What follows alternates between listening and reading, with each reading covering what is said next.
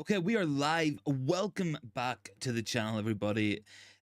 It's been an interesting it's been an interesting day or two here for Manchester United. Now, look, obviously, as we know, yesterday Manchester derby, very disappointing 3-1 loss, and it wasn't necessarily getting beat 3-1. I guess that was the real concern yesterday, because any team can go to the Etihad and be beat 3-1. It's probably more the lack of actual um intent we showed, the lack of, I guess, if you want to talk about rest defenses, most weeks yesterday was an issue of rest offenses. We just didn't have anybody up. We had no outlets, we had no outball, and ultimately it was a very disappointing match yesterday, and it wasn't a good watch. I'm sure you guys didn't enjoy it, and I want to talk about Sir Jim Ratcliffe, because the guy's got a big call to make now. And look, I can see people in the comments. I know people will be jumping for Ten Hag in or Ten Hag out regardless, but I think that Ineos have a big decision to make, because everything we've been hearing from Ineos has always been about elite level performance.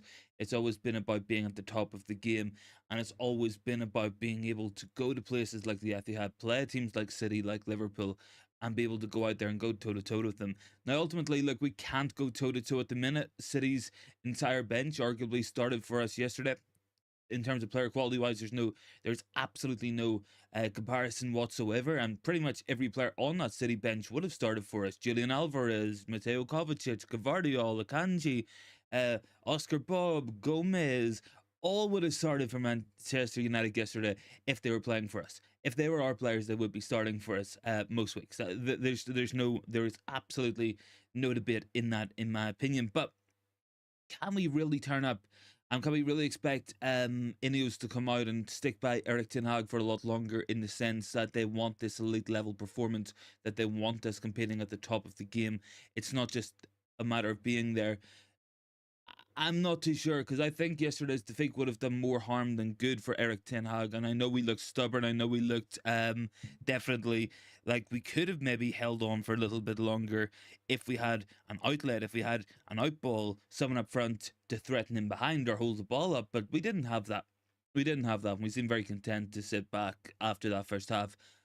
It was a disappointment in that sense. And look, I know we can't go toe to toe with Man City. It's like I said, they bring on um Julian Alvarez, they bring on Mateo Kovacic. We are bringing on Sofian Amrabat and Amari Forson. That's the level of quality. You're talking genuinely. You're talking about a team that has won a treble, and then you're talking about a team that at the moment is a mid-table team. That is the difference in quality between those two teams. We're not going to finish Champions League. We're probably not going to get Europa League this season either, and it's disappointing. I think decisions will have to be made. We are sitting at a point right now in time where it is very, very much conceivable that we end up with one of our worst ever Premier League points tallies. We end up with 20 defeats across the season. We've already lost 16. We've lost 11 in the league this year. We could lose 15. We could be almost losing 50% of our Premier League matches. It would take a bit of a disaster. I think it could be 8 defeats out of the last 12 matches or something. But I mean, it's within the realms of possibility that we lose 50% of the matches. Very unlikely, but it could happen.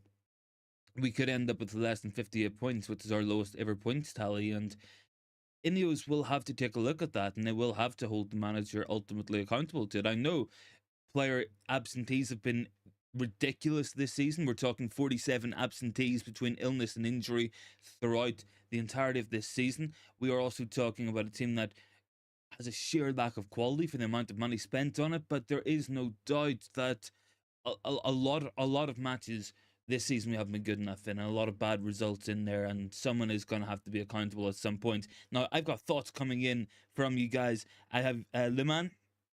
Ten Hag out, says Luman, nailing the colours to the mast there.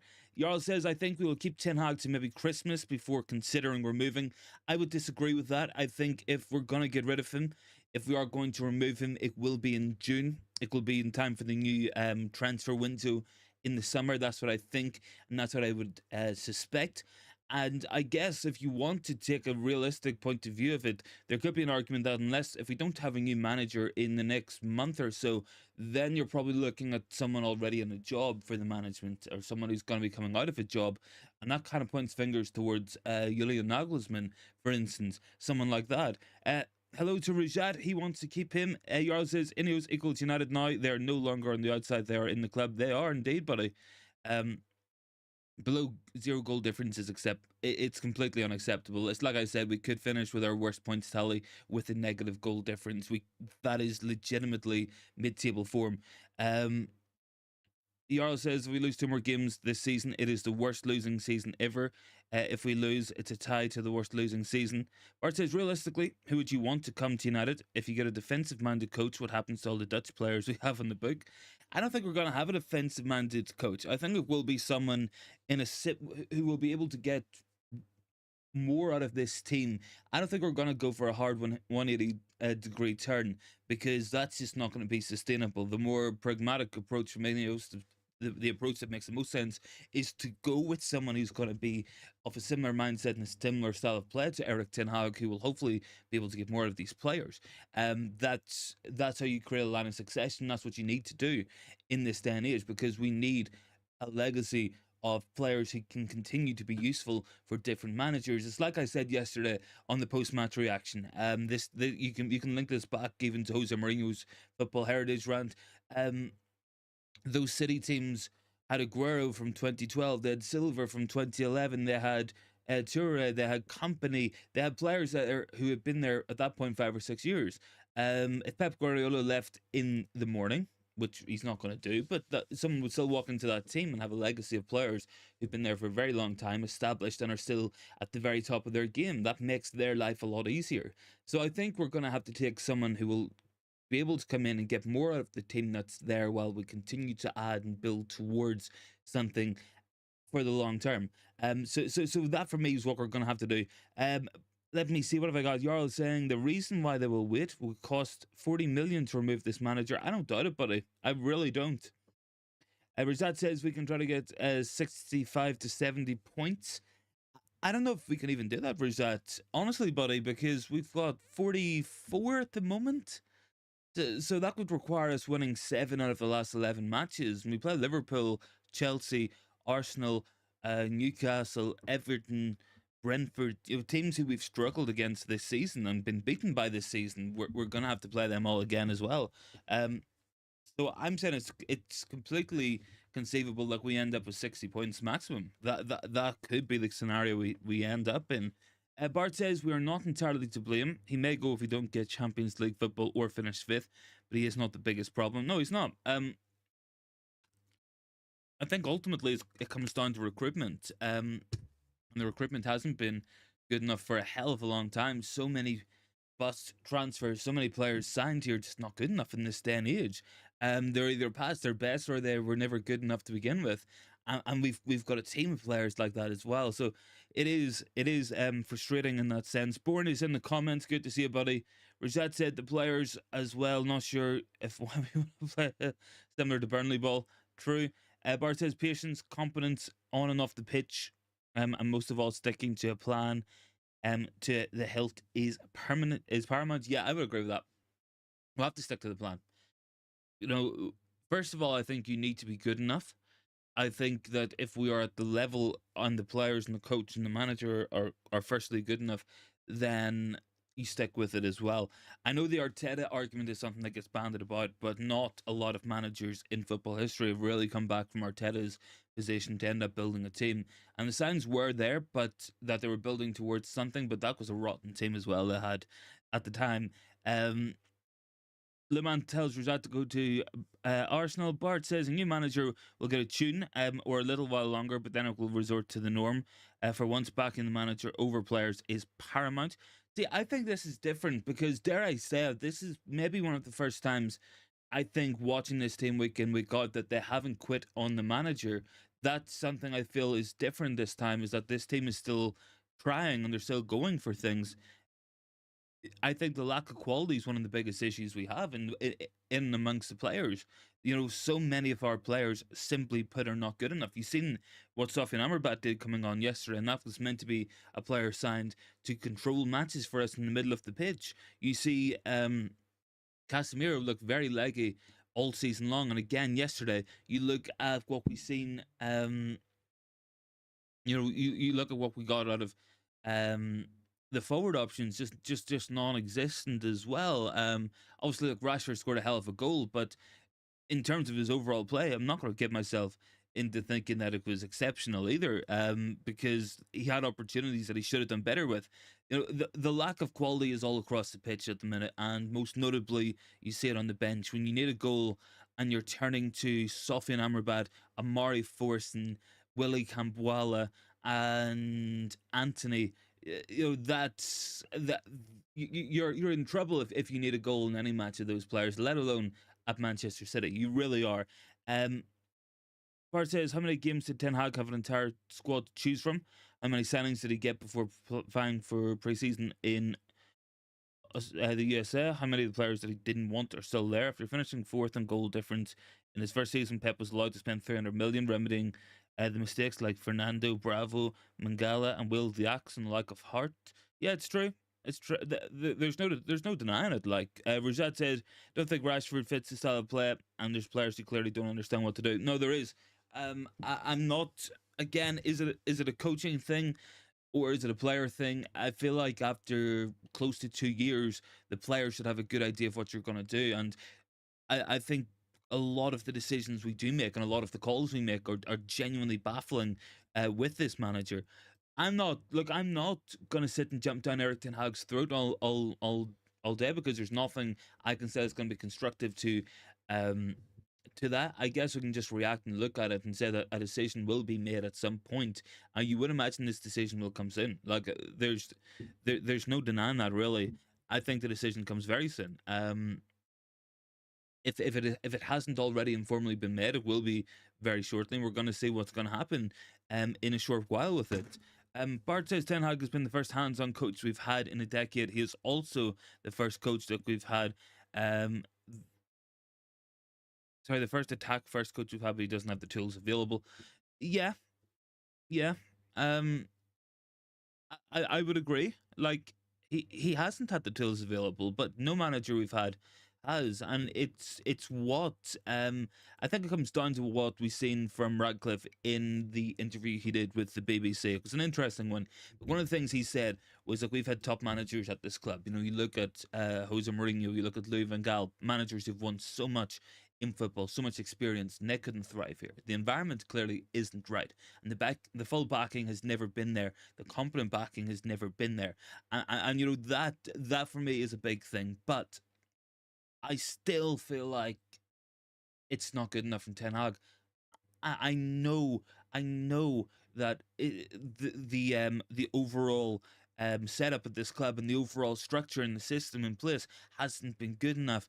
But you cannot excuse -3 goal difference in March. You cannot excuse 11 league defeats and 16 defeats in all competitions in March. I know we have had injuries. I know we've had crisis this season, but it still is completely inexcusable. There's no doubt about it. From where we were last season, so much issues have come up this season, and we've regressed so much. It's been a case of one step forward and about 5 steps back. There's no doubt about it. No question about that in my mind. And there is another subject we want to get onto, and that is the absentees. 47 players have been missing from different matches this season. That is unbelievable when you think of it in that context. Make no mistake about it. No mistake about it. Does that make Ten Hag's job a lot harder? Of course it does. But is part of that also going to be on Erik Ten Hag to manage these players better, to look after these players better? 100% as well. 100%. You know, Garnacho has started close to 25 consecutive matches. Manu has played something like 15 out of 16 since he came on against Everton in terms of starts. Hoyland has had 2 injuries this season. We've had injuries to so many players. I think Luke Shaw's a key one. You look at Luke Shaw, clearly injured against Aston Villa. Then what happens? We go out and we play him the next week against Luton. He's out for the season. Aaron Wan-Bissaka came on despite being told not to be played, and he re-injured himself after 5 minutes, and he hasn't been seen since December. These are players at a time when we need players fit. That we are rushing back into action. That we're throwing in with hit and hope mentality, and that's not good enough either. That's adding to the problem. The style of football definitely will be adding to the injuries. The amount of non-contact muscular injuries we have, hamstring pulls, calf strains, groin pulls, groin strains. It is absurd, and a lot of that has been managed better. It does. It really, really does need to be better. And this isn't the first time I've said it. This isn't the second time I've said it. This is about the millionth time I've said about the injuries and how much we could have avoided some of it. Bart says our season is a mixture of Klopp's second season, Arteta's second season. Signs there are signs are there like player burnout, rotten eggs in squad, lack of cohesion and winning ugly and unconvincingly. But even at that, those teams were in a different place. Those teams had different expectations, and those teams also had a sign of progress that they were getting better and they were moving in the right direction. We have undoubtedly taken massive steps backwards. You can it's indisputable. It is absolutely undisputable. Rajat said with Sir Alex, we used to play aggressive, good defense, and scintillating ball with wingers like Ronaldo, Nani, and technically with Waza. Yeah, I mean, but Fergie's style of football changed so much as well. You watch Fergie's team when he first came in the 1980s, you look at the team that won the first league title. There's a difference between how those teams played. There's a marked difference in how the treble-winning team played compared to the first team that won the inaugural Premier League, and then you compare the treble winners to that 2008 team as well that won the double. It was a complete evolution in style, and we did change with the times. We always stuck with the times, but there's no doubt about it. I just think we need to be doing better. And yeah, look, you can make that argument that Fergie was close to being sacked at one point, and Fergie was the best manager that we've ever had, probably the best in English football history. And you can argue that, in terms of quality, was he a bad manager when we finished when we were 13th? Was he a bad manager when Arsenal and Chelsea were above us for a couple of years? He wasn't, but the truth is there was a track record to United eventually bouncing things back, and they always managed to bounce back. I just don't know if Ten Hag's going to be the man to lead us forward. Here's a man who I know will agree with that, and here's a man I know will think Ten Hag is not the man to lead us forward, and that is Big T. We're either high and can't get back, or low and can't get forward. Ten Hag has broken football and has to go, says Big T. Yeah, I mean, again, is this a personnel issue? Is this a Ten Hag issue? If so, it's down to Ten Hag to fix it. If it's personnel, if it's up to himself, then I don't know what he's doing. But fundamentally, most weeks we have a forward line that wants to press really high and a back line that wants to drop back, and it leaves a ridiculous amount of space that can be covered as well. The rest of the defense just isn't there. You cannot sit with a 2-1-7 and expect to be well covered on the break. You've got to play with a 3-2. That has to be the way you move forward. Sport said Fergie football wasn't great. Fergie football was great. It was. I'm not going to sit in line and say we didn't win ugly sometimes, because we absolutely did. And that was one of the key attributes of Fergie football, would be, even if you weren't playing well, you still win the match. And that carried us in important times. It definitely did. Bourne says, when we play in Europe, the excuse is we play too many matches, but now we're not in Europe. The excuses are still the same. I think the excuses, if you want to look at excuses, we played 62 matches last season. We had a long pre-season that was really badly planned out, and we didn't rotate the squad all of last season. We've struggled to rotate the squad this season. We went out in Newport County, who are battling relegation in League Two, and we just about managed to beat them on the night, and we played our full team in that one as well. Big T saying, anyone thinks Ten Hag could be like Fergie needs medical help? Bart says, who's the best manager we can hire? Will he really do any better than the incumbent Dutchman? Here's my argument. I think whoever we hire will have a better chance of succeeding than what Ten Hag has had. But I also think that Ten Hag will be held accountable for what he has overseen. And for me, I think that they would have went in with the point of view, this is Ineos now, that they don't want to change the manager. That's what we heard when they first came in. They didn't want to change the manager. There was almost a sense of public backing. There was almost a sense of public backing for Erik Ten Hag from what we've seen from newspaper briefs and stuff. I feel like from then he's been on an addition. He's been on a trial. He's been on probation. that he will be kept on as manager, providing that we can see a progression in style, that he would give a reason for Ineos to want to keep him. But fundamentally, Ineos will look at it from the point of view that they want to have elite level sporting competency, that they want to have a team that will compete at the elite level. We turn up to teams like City, we don't want to attack, we just sit back. And not that we should have went toe to toe, but we had to show more of a threat than what we did, because we just invited them onto us and played right into what they wanted.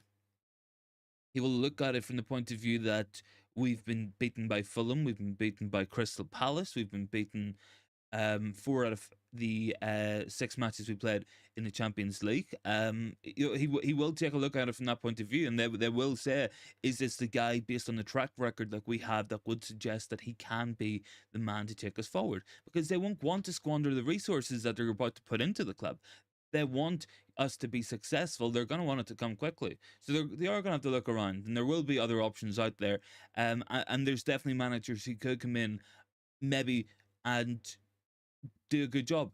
No doubt in my mind about it. And look, I don't think De Zerbi's the answer. I don't think Potter is necessarily going to be the answer.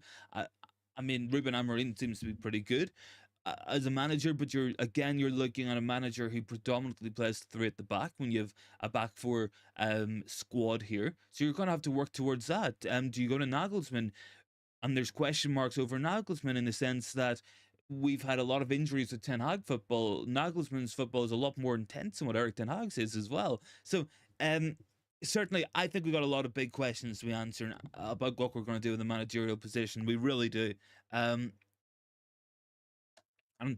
Jim Ratcliffe's got a big decision to make. Make no mistake about it, guys. Rajat said, will be Amorim if Ten Hag goes, that, or at least considering him to come. I'm sure we're considering, absolutely. Bourne says, at least Van Gaal used to make the play. Oh dear, man. Big T says, I like any manager coming in. That means Ten Hag is gone. Bart says, why did Radcliffe buy United instead of Liverpool? Apparently he's a United supporter. We're going to find out about that. I'm joking. Rajat said, can't do counter-attacking with Bruno, McTominay and Garnacho. No, you can't really. I mean, Garnacho had threat in behind. He is quicker than Bruno and McTominay, but shouldn't have been taking Rashford off, in my opinion, yesterday. That was a bad decision, ultimately. Even though Rashford probably didn't have the best of matches, bar that fantastic goal he scored. Bit my mouth there.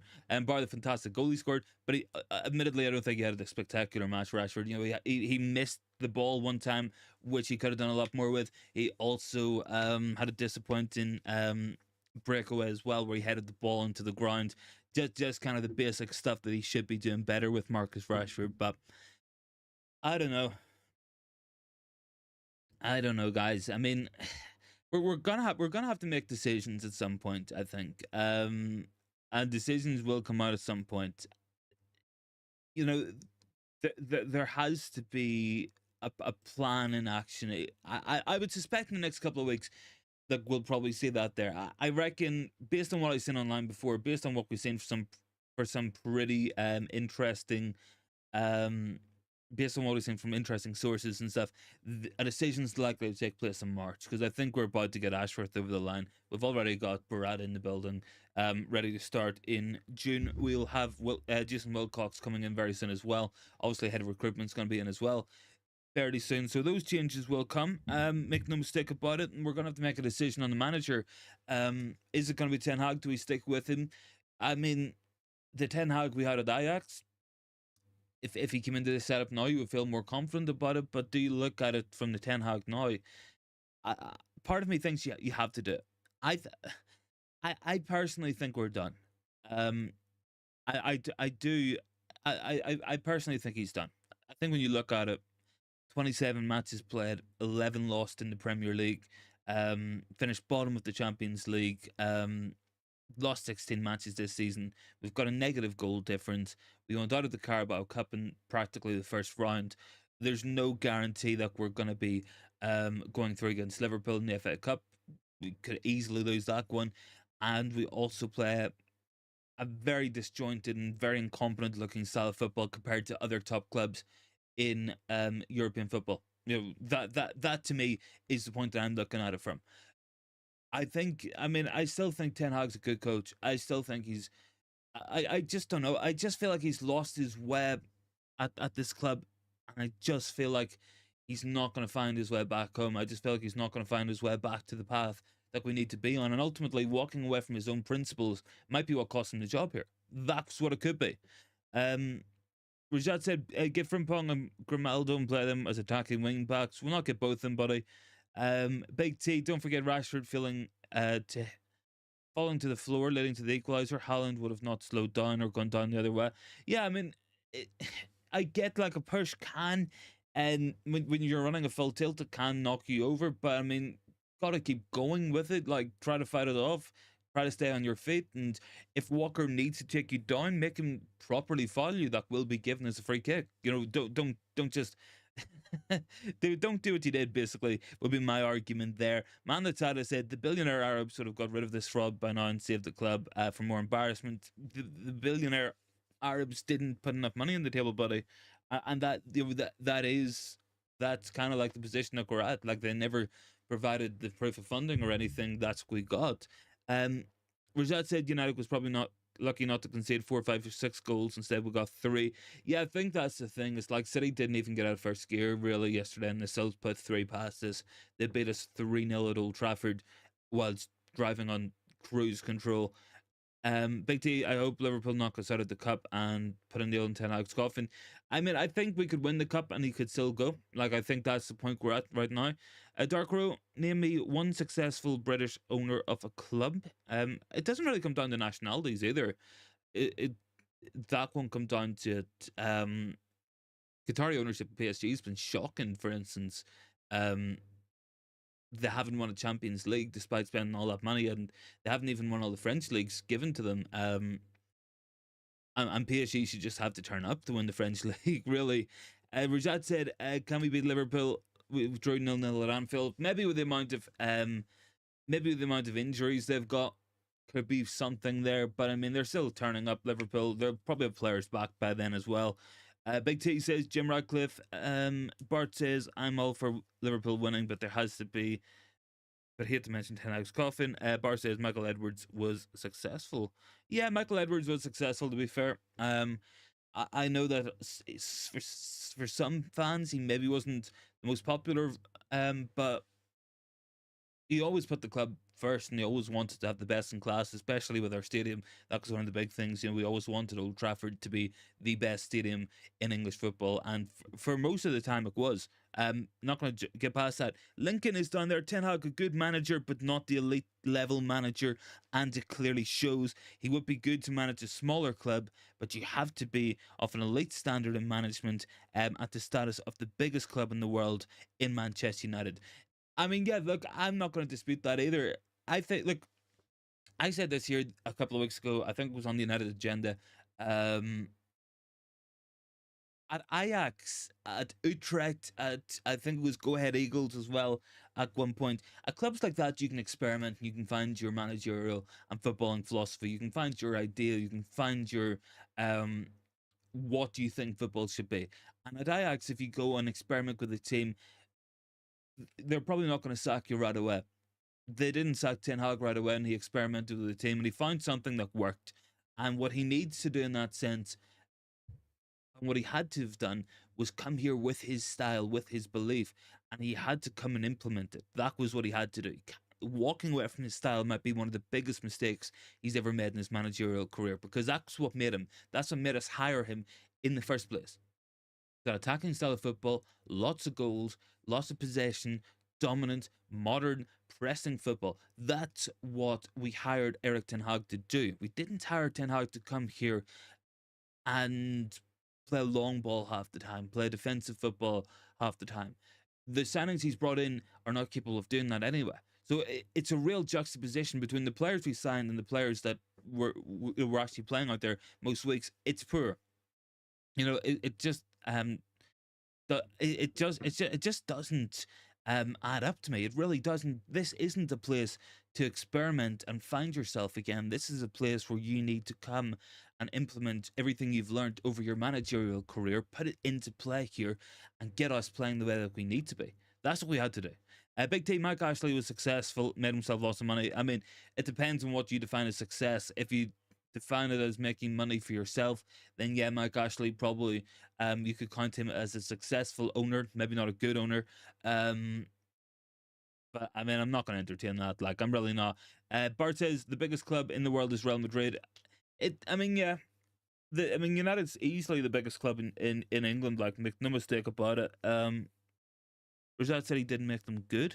Maybe they missed something there from Rajat. Big T said, I doubt Ten Hag would win the Scottish League with Celtic. He probably would, man. I mean, look at Celtic. Like, I mean, look at the Scottish League. I mean, you're 50-50 winning it if you're at Celtic or Rangers. Matada says Newcastle fans are very happy with their Saudi owners. Yeah, I mean, for now, I think there could be issues down the line, but I mean, for now, maybe. Whereas I said technically AC Milan, maybe Bayern is bigger than United. No, they're not. They're not. At one point, Milan might have been, but they're not now. And Bayern Munich were never as big as United. They've been better for us for a long time, but they're not a bigger club. They're just not. Maybe within Germany, like, but that could be about it. Bourne says, Fergie football was excellent. Everything was on point, even when they were losing. Pep football is nice to watch, but just love Klopp's kamikaze, aggressive, direct football. I mean, yeah. So look, I think Klopp's an interesting one because whilst he's been at Liverpool for a long time, they've got a lot of injuries right now, and a lot of players out there who wouldn't ordinarily be playing. Okay, that that that's an interesting one. But they're still sticking with their same style of play, and this is an issue at Ajax when things were going really, really well, um, and when things were going well for Ten Hag at Ajax, even with a couple of injuries, he went out there and he changed their style of football. He went to this horrible pragmatic style, and there is interviews from Ajax fans and Dutch reporters questioning what Ten Hag's doing with the style of football at the time. So certainly, I think that is an interesting point. There's a track record of him abandoning the roots at the first sign of danger. So I think he's got to get back to what made him. And I just don't know if he's going to be able to do it. And I just don't think he's got time to do it at this point in time. I looked at it from the point of view that we could see a progression in style in the year of 2024. I'm not saying that I'm Erik Ten Hag out, but I was going to give him more time, especially before Christmas. And I thought, look, if we go into 2024, we'll have a week between matches. There'll be plenty of time to implement his style of play and fix these tactical issues we have and come up with solutions. And but we've done none of that. We haven't done any of that at all as well. Now, Big T says there's a football shirt in the middle of the Amazon forest. I guarantee it's a United shirt, not a Real Madrid shirt, possibly. Yarl says, Sweet Christmas, my brother's dog. He dragged me along like I was nothing, all for 15 minutes. I expected a nice walk, a proper workout. That is. That's it, buddy. I remember the other day you were talking about your brother's dog as well. He tried to steal your burger or something as well. I hope he didn't get it. Rajat says Madrid is bigger than United. Fact. Depends. It depends. Like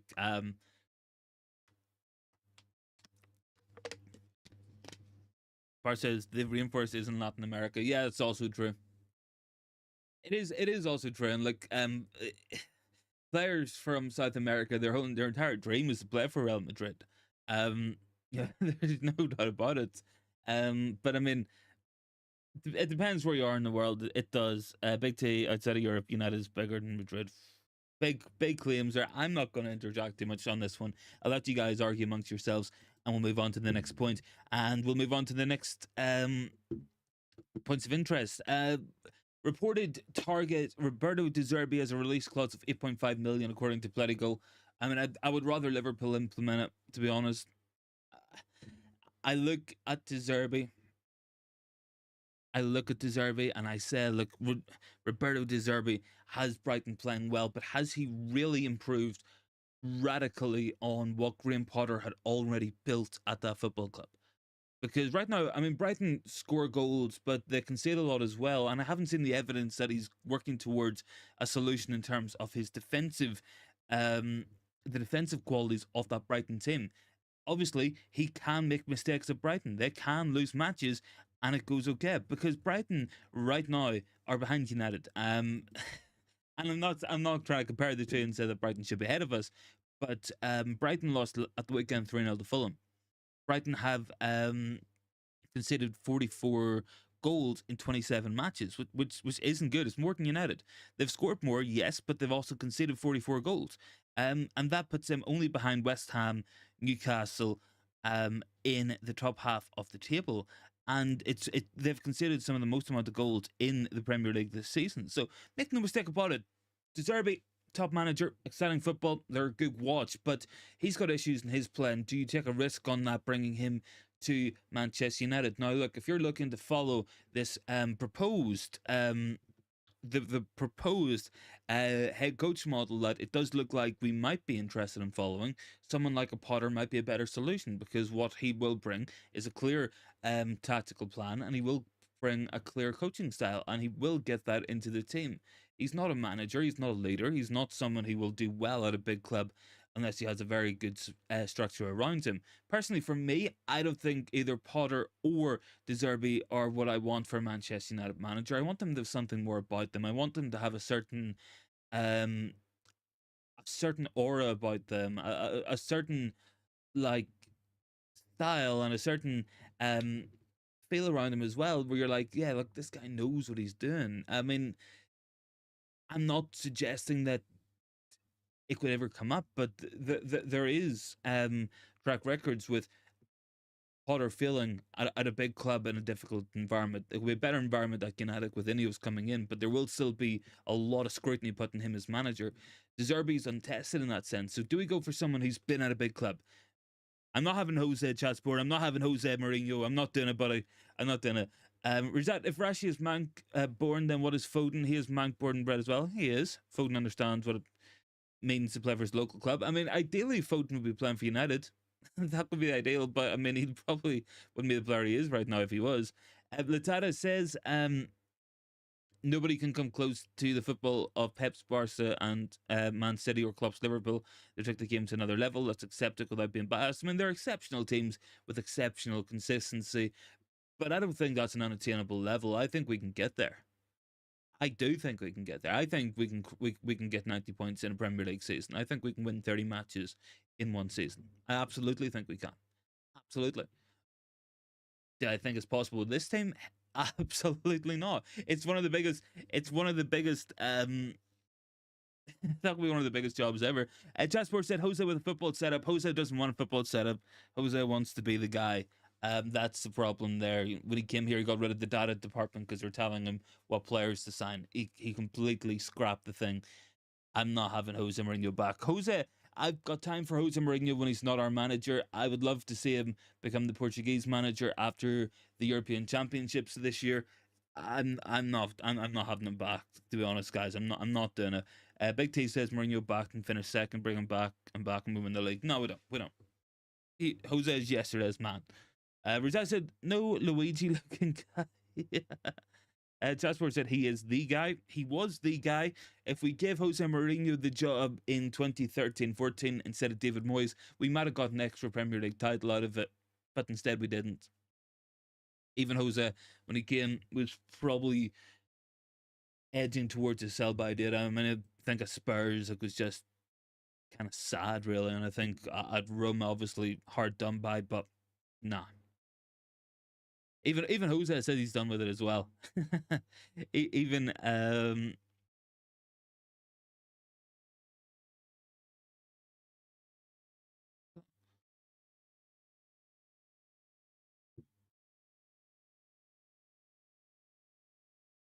we've got Big T saying salute, brother. Big T, for the first time I agree with you. You guys are clearly looking Jose back. I mean, is anyone going to take Ollie back? I'm seeing talk about Ollie as well. Online, and but nah, I'm not game for Ollie. Like, I'm really not. And that's no slight on Ollie. I just think we got to look towards the future. I think we got to get someone else in. I think that's got to be the plan. For this here one. Anyway, guys, I'll have a look at this poll because I haven't checked the poll out today. 36 votes on that so far. We got 17 saying they would keep Ten Hag, 53% saying sack him, 8% say one more season with Ineos control, and 22% say keep him, but start to look at replacements just in case as well.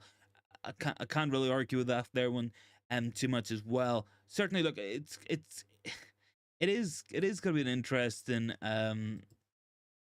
interesting journey in what we're going to do with Erik Ten Hag and where we're going to end up with this. what's going to happen with these managers. Jasper says Jose doesn't need data to show if a player's good or bad.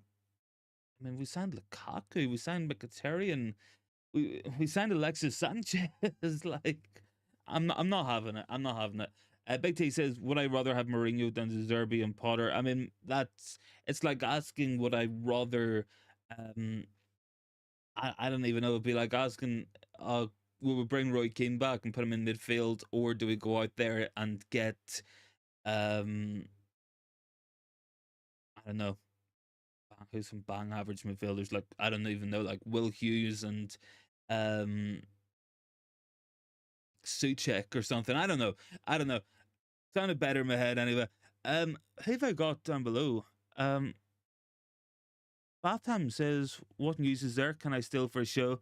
Have I have 25 minutes scheduled to prepare.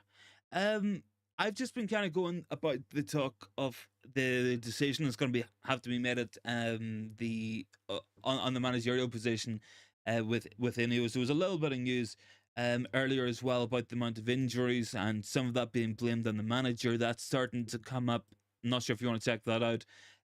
What else was there? There was something else I had on my agenda. I haven't even got through it all.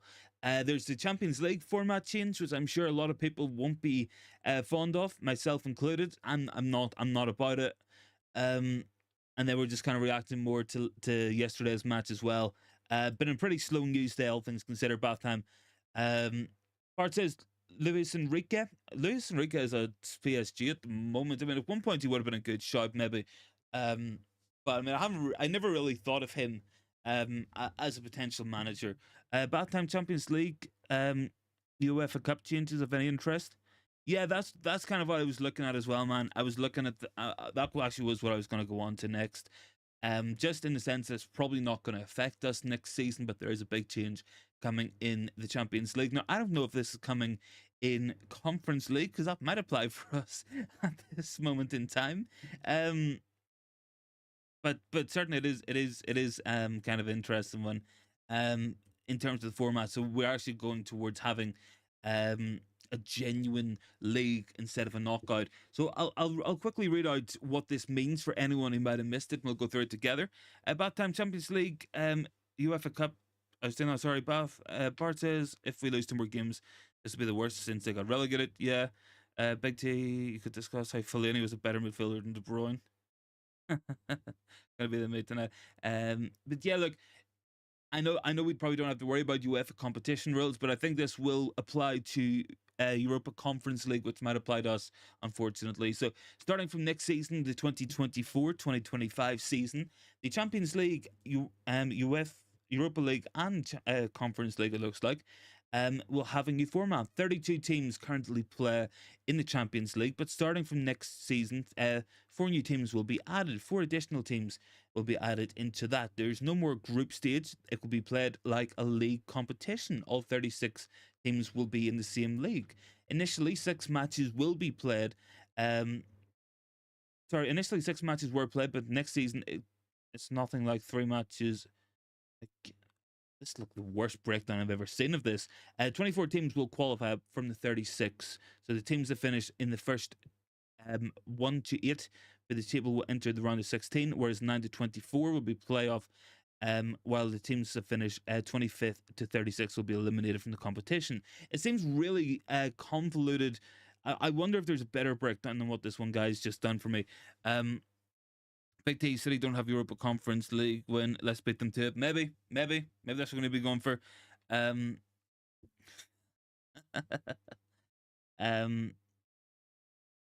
let me see if Conference League's going to apply to this, because I mean the realistic scenario, guys, unfortunately for all Manchester United fans, is like we're going to be in the Conference League next season. That could be a potential there. Now I think it will depend on who wins the FA Cup.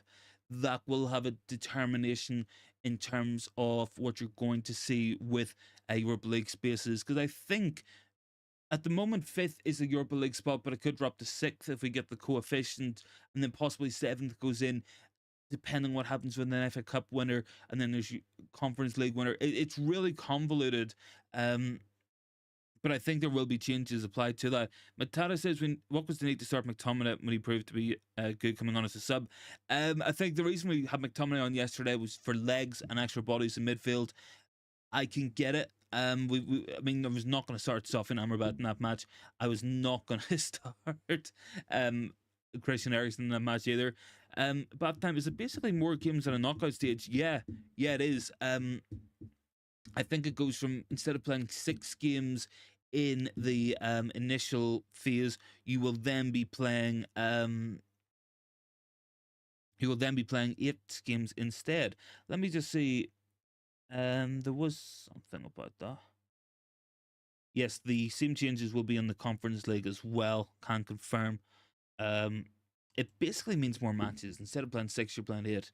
I think it was a breakdown of it somewhere. But by the time, do you remember there used to be 2 group stages in the Champions League? Yeah, I mean, the amount of changes they put into this thing, like, it's no surprise they tried to get a Super League up and running whenever they seen what was coming with this. It's apparently the Swiss system. Let me see if the BBC breakdowns any better on it than what I was reading there. Prior to this, what have they got? So, in terms of visualization, so 36 team league will be ranked by a single table.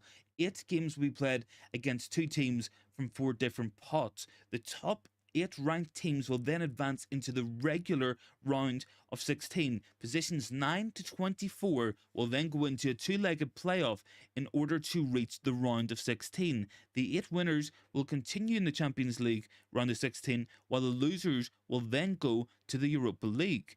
Positions 25 to 36 are eliminated from all forms of European competition for the season. It will be a familiar 2-legged knockout format of round 16, quarterfinals, semi-finals, and to finalists, there will be no return of away goals. So I think in this way, you're going to see what? If you have 36 teams, and 36 teams will be playing 8 games each. So 36 by 8 is 240. 8 by 6 is what? What's 8 6s? I think it's 48. So it's possibly 288 matches. Is it actually? If it is, my math is pretty good. Let me double check this actually. 36 times by 8. Yeah, 288 matches. And that's in the group stages alone. I mean, this is just pure money, and nothing else.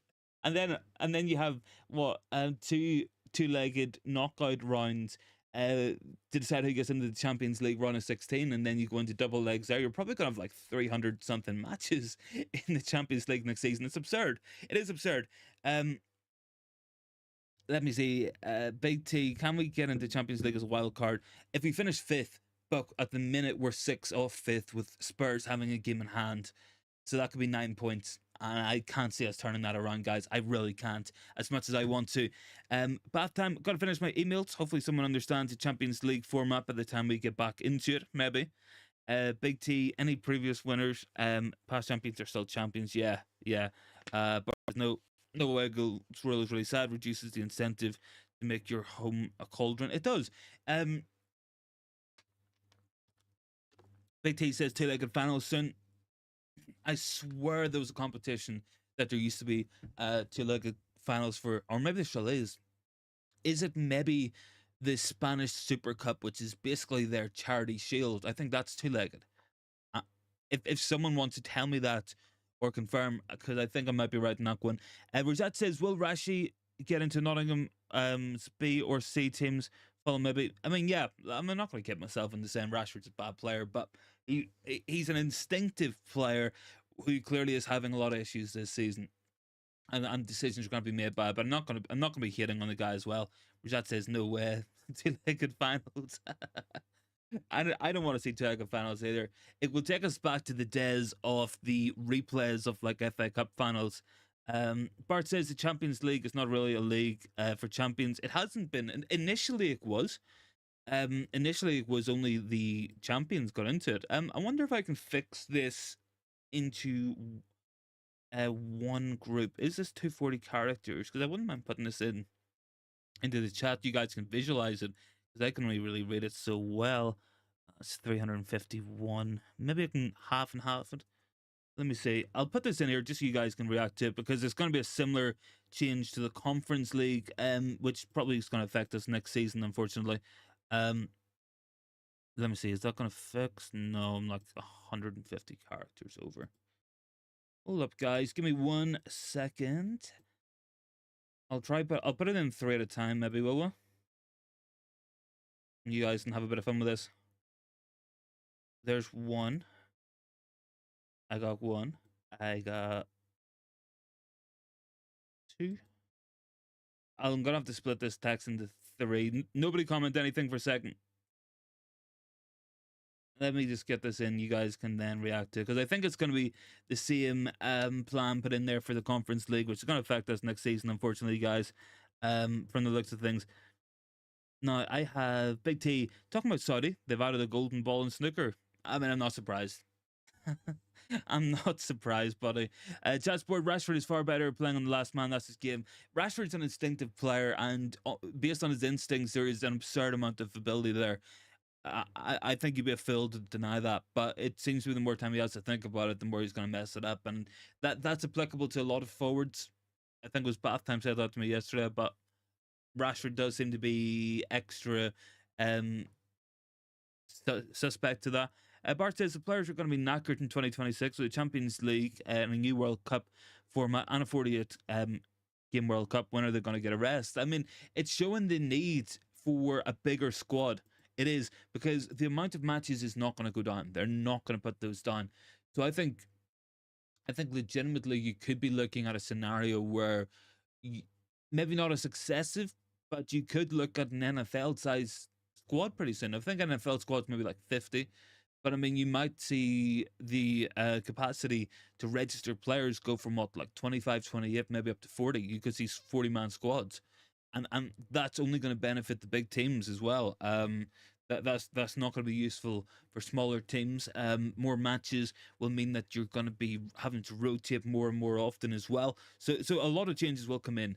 Big T says with the amount of games now, players will be better getting going and getting a break away in the Super League only. I mean, eh, maybe, but there's only so much time they can put in matches as well, because you're looking at. I think FIFA are looking to bring another tournament in as well.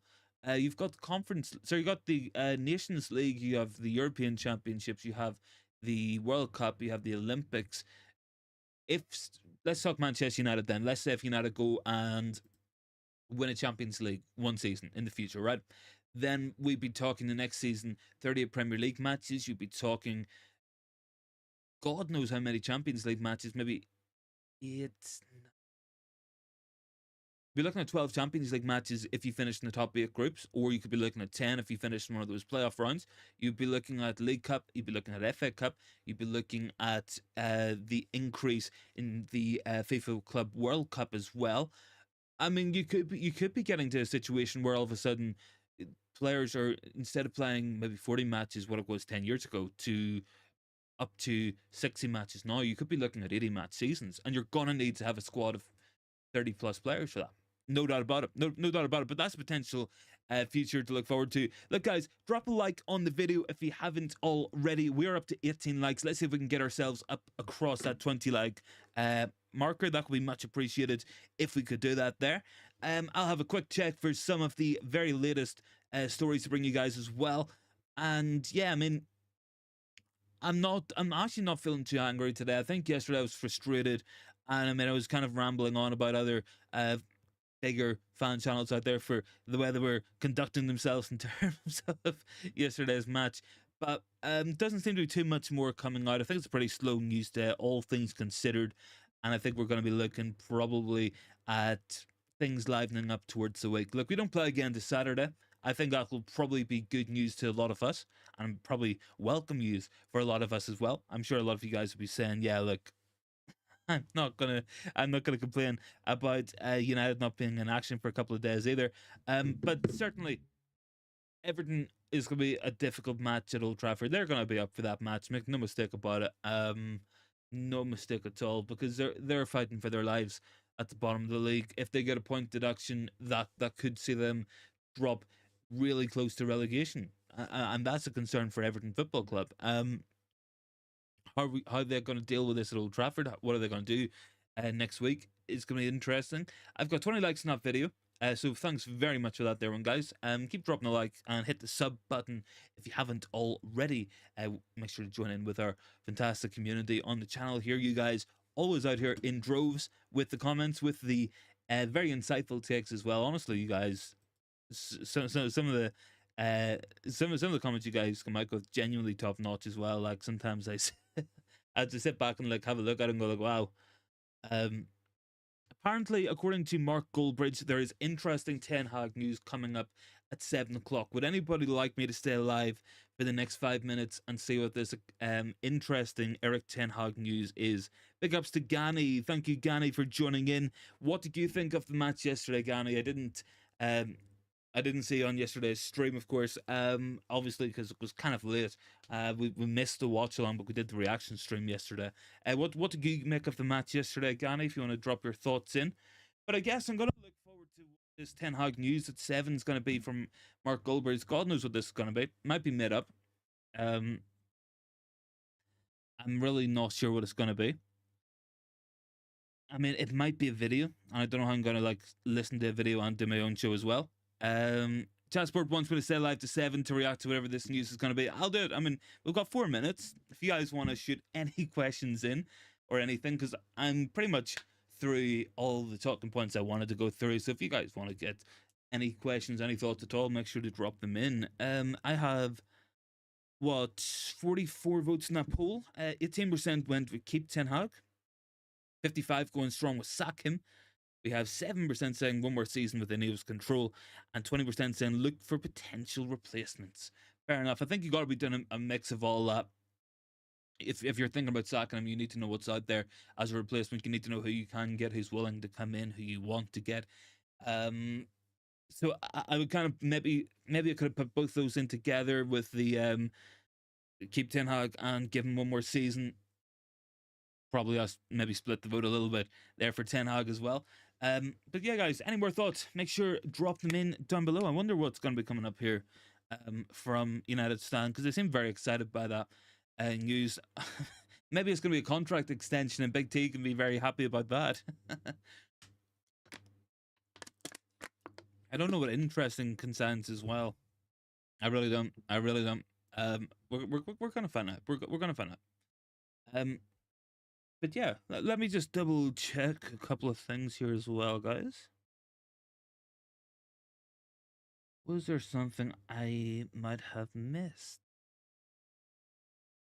Yeah, so there was one other small talking point I want to go through. Well, it's a small talking point. I just kind of included it at the end in case we were running out of things on the actual agenda. But Man United under 18s, I want to get talking about them. Obviously having a really, really good season this year. They're top of their league. They're into the final of the Premier League. I think it's like the Premier League Cup or something. But yeah, look, United's under 18s played 17 matches, won 15, and drew none. Drew 2. Sorry, so they're unbeaten all season, no losses.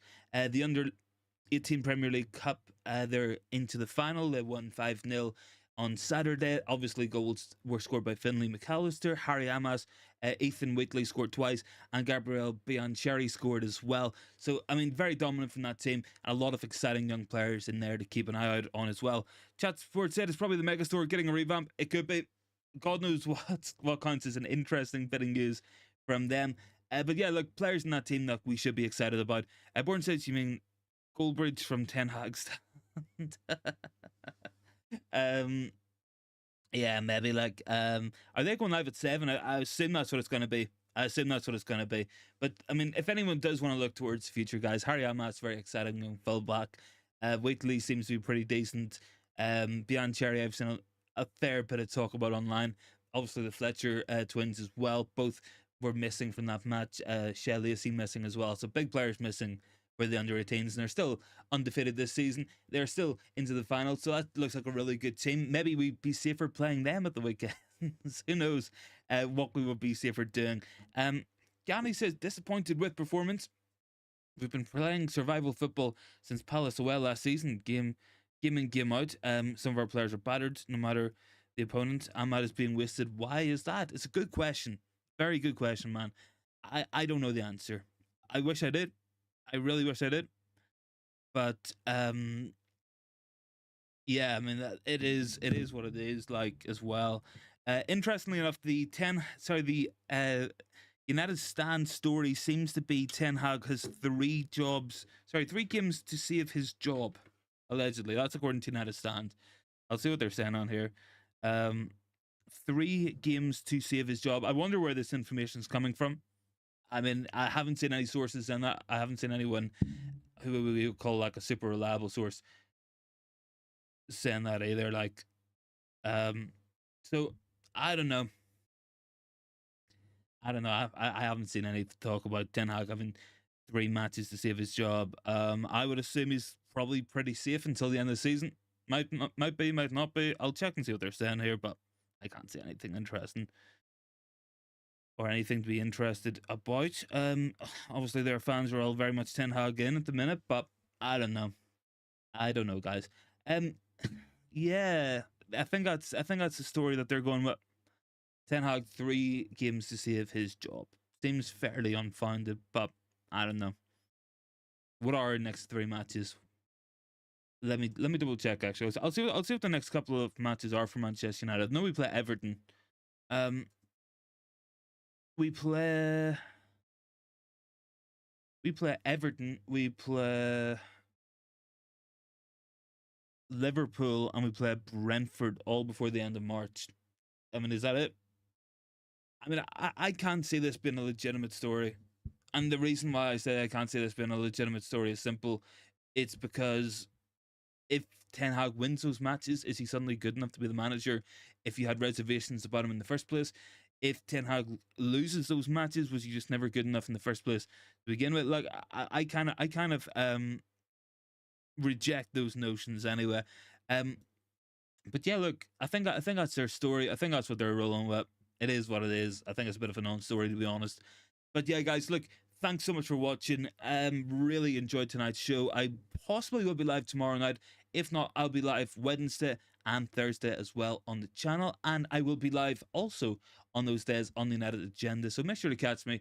I'm going to be on live plenty this week as well. So really enjoyed tonight's show. Thanks so much for joining in. If you guys haven't already, make sure to hit that sub button to join in with the community today. Hit the bell so you don't miss a video as well.